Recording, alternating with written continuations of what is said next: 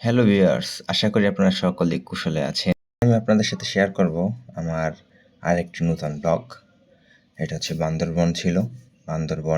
বান্দরবন শহর, নীলাচল, নীলগিরি, মেঘলা, শৈলপ্রপাত এবং আরও বেশ কয়েকটি স্পট যেমন Titanic view, double hand view, এগুলো আমরা ঘুরতে গিয়েছিলাম। এগুলো আপনাদের সাথে শেয়ার করতে যাচ্ছি। প্রথমে যাত্রা শুরু হয় বান্দরবন বাজার থেকে। এরপরেই শুরু হয় আমাদের সাথে মেঘের খেলা। আমরা পুরো একবারে মেঘের মধ্যে দিয়ে যাত্রা করছিলাম। পথিমধ্যে একটি স্পটে দাঁড়িয়ে মেঘের সাথে কিছু ছবি তুলে নিলাম। আসলে অনেকে মনে করতে পারেন এটা কুয়াশা, আসলে এটা কুয়াশা না, এটা এখন আমাদের বর্ষাকাল চলছে, চারিদিকে মেঘে আচ্ছন্ন। ছবি তোলা শেষে আবার আমরা শুরু করলাম আমাদের যাত্রা। ডুয়েল ক্যামেরায় ধারণ করতেছিলাম আমার ছবিসহ প্রকৃতির ভিডিও, এবং আমরা মেঘের মধ্যে একদম পুরো শরীর শীতল হয়ে যাচ্ছিল। আপনারা দেখতে পাচ্ছেন আমার পুরো টি শার্টটি ভিজা। এটি কোনো ঘাম বা পানি নয়, এটি সম্পূর্ণ মেঘের কারণে আমি বারবার ভিজে যাচ্ছিলাম। বেশিরভাগ জায়গাতেই এই মেঘের কারণে আমরা ভিজে যাচ্ছিলাম। আর এই জায়গাটি এমন একটি সুন্দর জায়গা, যে জায়গাটি 1 কিলোমিটার রাস্তা মেঘ থাকলে পরবর্তী রাস্তাটা হচ্ছে আবার সুন্দর মেঘে, সেই মেঘ নেই, আবার সেই রৌদ্র উজ্জ্বল একটা জায়গা দেখা যায়। এর জন্য বারবার আমরা গাড়ির সেই রেইন কভার লাগাচ্ছিলাম আর খুলছিলাম। এরপরে আসে আমাদের সেই কাঙ্ক্ষিত সুন্দর জায়গাটি, যে জায়গাটি হচ্ছে নীলাচল, নীলগিরি এর একবারে মাঝখানে রয়েছে। এখানে বেশ কিছুটা সময় আমরা সময় কাটিয়েছি। মেঘের সাথে পাহাড়ের যে লুকোচুরি খেলা, সেই খেলা আমরা দেখতে পেয়েছি। খুবই এনজয় করছিলাম। আসলে মেঘগুলো ঝাঁকে ঝাঁকে আসছে। আমরা যে রাস্তাটিতে দাঁড়িয়েছিলাম সেই রাস্তাটিও সেই সুন্দর মেঘগুলো বারবার আমাদেরকে অতিক্রম করে যাচ্ছিল। গায়ের মধ্যে একবারে ন্যাচারাল এসি যাকে বলে, সেটি আমরা ফিল করছিলাম। এরপরে মনে হচ্ছিল যে এই একদল মেঘ আসছে আমাদের দিকে ধেয়ে আমাদের গ্রাস করবার জন্য। একবারে মেঘের চাদরে পুরো পাহাড় তাদেরকে আবৃত করে রাখছিল। এর মধ্যে একটু হাঁটাহাঁটি করে নিলাম, সেই মেঘগুলোকে ধরার চেষ্টা করছিলাম। ক্রমশই মেঘগুলো আমাদের দিকে ধাওয়া করছিল। আমরা এই স্পটটি খুব সুন্দরভাবে এক্সপ্লোর করলাম। এরপরে আমরা কিছু গ্রুপ ছবি তুললাম আমাদের স্মৃতির পাতায় রেখে দেওয়ার জন্য। আমার কাছে মনে হচ্ছিল মেঘগুলো আমার গায়ে এসে লাগছে, হাতের কাছেই একবারে। আপনারা ছবিগুলো দেখলে বুঝতে পারবেন আসলে মেঘটা কতটা কাছে ছিল আমাদের। এরপরে আবার আমরা শুরু করি সেই মেঘের মধ্যে যাত্রা। আমরা আমাদের এবারের গন্তব্য ছিল সেই নীলগিরি যাওয়ার রাস্তায় সেই মেঘগুলোর সাথে আমরা খেলা করতে করতে করতে সেই আমরা একটি সময় আর নিজেদের ধরে রাখতে পারিনি, সেই ছিটের উপরে উঠে সবাই সেই মেঘের মজা নিচ্ছিলাম। এবং আপনারা দেখতে পাচ্ছেন আমাদের গাড়িগুলো মেঘের কারণে সেই লাইট জ্বালিয়ে সামনের দিকে আগাচ্ছিল। কারণ কি, এতটা ঘন মেঘ আসছিল যে সামনে আগামী কতটুকু রাস্তা আছে এটা দেখার সুযোগই ছিল না। আমরা খুব আনন্দ করছিলাম, সাথে গান বাজছিল, গানের তালে তালে সবাই নাচতেছিলাম। এরপরে আমি আমার সেলফি ক্যামেরাটি অন করলাম। আমিও কিছুটা নিজেকে সেই মেঘের সাথে বন্দি করলাম ফ্রেমে। আসলে আমার যারা যুবক ভাইয়েরা আছে, তোমাদের কাছে একটি মেসেজ, তোমরা সেই অনলাইন জুয়া, নেশা, উড়ন্ত পাতা এই সমস্ত না খেয়ে তোমরা টাকা জমিয়ে চলে আসো ঘুরতে। ঘোরায় যে কি শান্তি, একবার যদি তুমি সেই শান্তিটি পাও, কোনো ধরনের নেশা তোমার শরীরে তখন কাজ করবে না। নেশা থেকে বেরিয়ে আসুন, জীবন একটাই, জীবনটাকে উপভোগ করুন। সৃষ্টিকর্তার সৃষ্টির যদি আমরা প্রশংসা করতে চাই, সেক্ষেত্রে আমাদেরকে ঘরে না বসে বাইরে বেরোতে হবে। বাইরে গিয়ে দেখতে হবে তার সেই অপরূপ সৃষ্টি এবং সেই সৃষ্টির প্রশংসা করতে হবে। আসলেই তার সৃষ্টির প্রশংসা সারাদিন করলেও শেষ হবে না। তিনি এত অপরূপ আমাদের এই বাংলাকে সৃষ্টি করেছেন, যেটা এক্সপ্লোর করা একদমই সম্ভব নয়। তো আমরা এখন আছি নীলগিরির একবারে সর্বোত্তম জায়গায়, যেটার আশেপাশে আর কোনো পাহাড় কিছুই নেই। আমরা সেই নীলগিরিটি এক্সপ্লোর করতেছিলাম হেঁটে হেঁটে। এরপরে আমাদের গন্তব্য নীলগিরির একবারে হেলিপড যেটি আছে ওই জায়গায়। ওখানে গেলে মনে হচ্ছে যে একবারে মেঘের বেলায় গা ভাসিয়ে দিয়ে একটু যদি উড়াল দিতে পারতাম, একটা পাখা লাগিয়ে যদি উঠতে পারতাম। আপনাদের কাছে মনে হতে পারে আসলে এই ট্যুরগুলি খুবই স্বাভাবিক, কিন্তু ট্রেকিং করতে আসলেই অনেক দম লাগে। পাহাড়ে যারা যাবেন তাদের কাছে একটা সাজেশন থাকবে, নিজেকে ফিট তৈরি করে নিয়ে তারপরে পাহাড়ে যাবেন। এরপরে আরও আমাদের পরবর্তী নেক্সট যে দিনগুলো যে পরিকল্পনাগুলো ছিল, এগুলো বেশিরভাগই ছিল ট্রেকিং কেন্দ্রিক। আমরা এরপরে নতুন আমার একটি ব্লগ আসবে, যেটিতে হচ্ছে আমরা কীভাবে ঝর্ণাতে ট্রেকিং করেছি, ট্রেকিং করে ঝর্ণায় নেমেছি, উঠেছি, সেখানে গোসল করেছি। অসাধারণ একটি অনুভূতি ছিল। তো আমি আরও আরেকটিবার বলতে চাই আমাদের ভাইদেরকে যে তোমরা এভাবে সেভাবে টাকা নষ্ট না করে, সময় নষ্ট না করে, নেশায় জীবনকে আসক্ত না করে তোমরা বেরিয়ে পড়ো ভ্রমণে। আসলে ভ্রমণ করতে একটি বড় ধরনের মন মানসিকতা লাগে। খুব বেশি অর্থের প্রয়োজন নেই, যদি মাথায় বুদ্ধি থাকে, ঠিক আছে, স্বল্প স্বল্প করে জমিয়েও ট্যুরে যাওয়া যায়। এটা হচ্ছে আমার নিজস্ব একটি এক্সপিরিয়েন্স। আমি খুব সীমিত পরিমাণে করে অর্থ জমা করি ছোট একটি মাটির ব্যাংকে। এরপরে যখন আমার একটা ভালো একটি অ্যামাউন্ট হয় তখন আমি বেরিয়ে পড়ি ঘুরতে। সবাই ভাবতে পারে যে আকাশ ভাই এত ঘুরে বেড়ায়, এত টাকা কই পায়। এটা হচ্ছে আমার ফ্যামিলি থেকে আমাকে দেয়, আমাকে হাত খরচের জন্য যে টাকাগুলো দেয় আমি সেখান থেকে বাঁচিয়ে রাখি ট্যুরের জন্য আমার একটি ছোট মাটির ব্যাংকে। যে কারণে হচ্ছে আমার সেই টাকা জমিয়ে রাখার ফলে আমি আবার সে ঘুরতে বেরোতে পারি। দেশের মোটামুটি বেশ কিছু জায়গায় আমার ঘোরা হয়ে গেছে।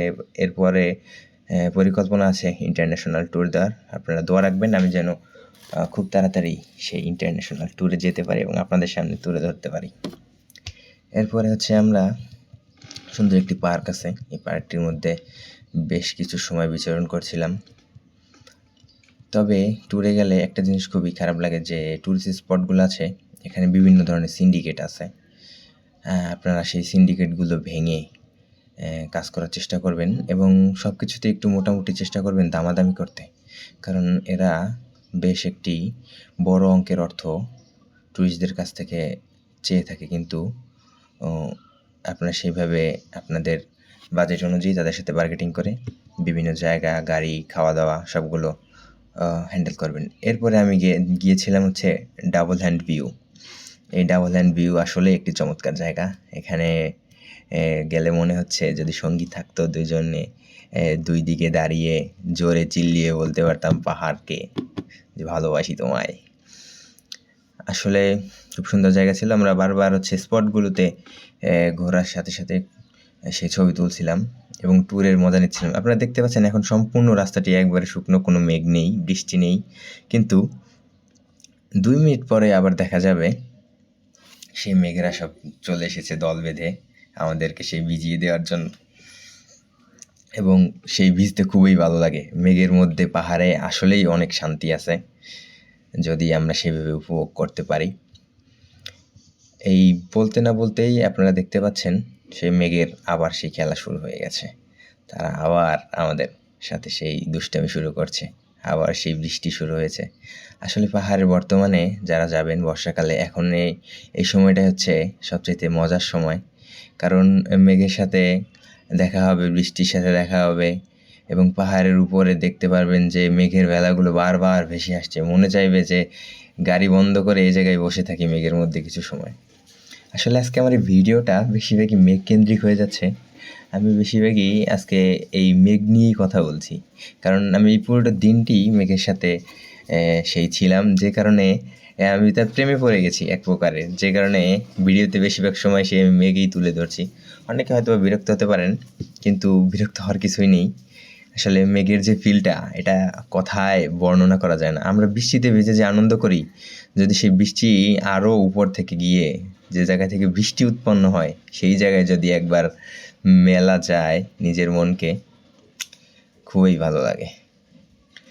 এরপরে হচ্ছে আমরা নীলাচল গিয়েছিলাম, সেই নীলাচলের একটি ভিউ। এইখানে অবশ্য মেঘের পরিমাণ খুবই কম, তবে সবুজ পাহাড় দেখা যাচ্ছে এবং পাহাড়ের মাঝখানেই আমরা যে জায়গায় রাত্রে থেকেছি সেই লামা শহরটি, বান্দরবান, মূলত লামা নয় বান্দরবান, এখানে আর কি বান্দরবান মেইন সিটিতে ছিলাম, সেইখানে দেখা যাচ্ছে।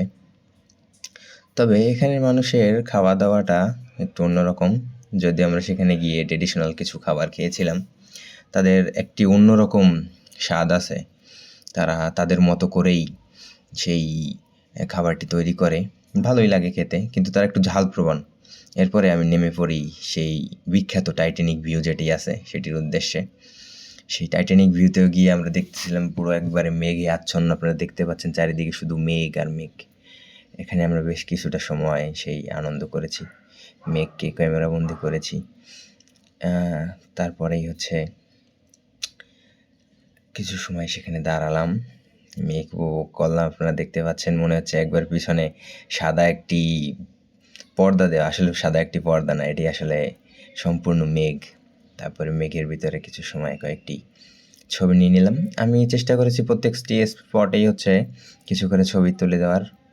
এরপরে খাই সেই পাহাড়ি আম, আনারস, যেটি ছিল একদমই সুস্বাদু, মনে হচ্ছিল চিনি দিয়ে ভিতরে ভরে রেখেছে। আমরা প্রচুর এনজয় করি। তারপরে আবার আমরা বান্দরবান শহরের দিকে ফেরার চেষ্টা করি। ফিরতে ফিরতে আরও একটি স্পট ছিল শৈলপ্রপাত এবং মেঘলা চিম্বুক পাহাড়। এগুলোতে আমরা খুব কমই সময় কাটিয়েছি, কারণ আমরা যে আনন্দটি পেয়েছি সেটি বলার মতো নয়। এটি হচ্ছে আমাদের আর এক ট্রাভেল ব্লগার, তার কাছ থেকে সংগৃহীত এই ভিডিওটি। যখন আমরা এই রাস্তা দিয়ে ফেরত আসছিলাম, তিনি খুব সুন্দরভাবেই এই ভিডিওটি ক্যাপচার করেছেন, যে কারণে তার কাছ থেকে চেয়ে নেওয়া ভিডিওটি খুবই ভালো একটি ভিডিও ছিল। এরপরে আমরা বিকেলের দিকে সেই নীলাচলে বেশ কিছুটা সময় আমরা অতিবাহিত করি। তারপরে আমরা আবার চলে আসি একটি পাহাড়ে। সেখানে আমরা বেশ কিছু সময় ভাই ব্রাদার যারা ছিলাম আড্ডা দিলাম। তারপরে আড্ডা দিয়ে আমরা আমাদের বের হতে প্রায় 4টা 4:30 বেজে গেছে, কারণ বেশ কয়েকটি স্পট আমরা ঘুরে বেরিয়েছি। এরপরে মাঝখানে আমাদের সোহাগ ভাই তার নির্বাচনী প্রচার করলাম আমরা। তিনি আগামীতে চেয়ারম্যান পদপ্রার্থী। আপনারা সবাই দোয়া রাখবেন সোহাগ ভাইয়ের জন্য। এরপরে ক্যাম্পিং শেষে আবার আমাদের সেই যাত্রা, মেঘযাত্রা করতে করতেই আমরা চলে এসেছি আমাদের সেই আরেকটি নতুন স্পটে। এরপর একটু সময় আমরা সেই ভাইয়ের নির্বাচনী আলোচনা করলাম, কি পদে দাঁড়াবেন না দাঁড়াবেন, এবং ফেরার পথেও সেই ভিউ এনজয় করতেছিলাম। পাহাড়ের মধ্যে একদম কুয়াশা।